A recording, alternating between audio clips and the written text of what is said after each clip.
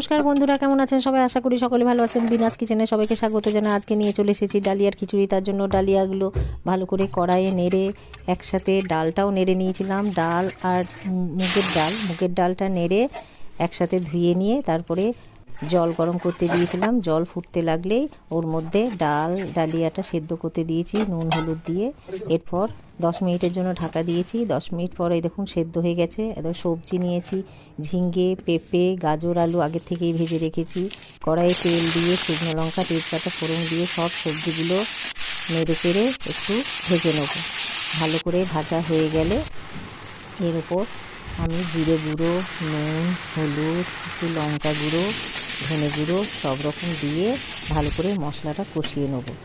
এবার কষানো হয়ে গেছে। এরপর সেদ্ধ করা ডাল আর ডালিয়া আমি দিয়ে ভালো করে নাড়াচাড়া করে সব ভাজা সবজিগুলো দিয়ে কিছুক্ষণের জন্য ফুটিয়ে নেব।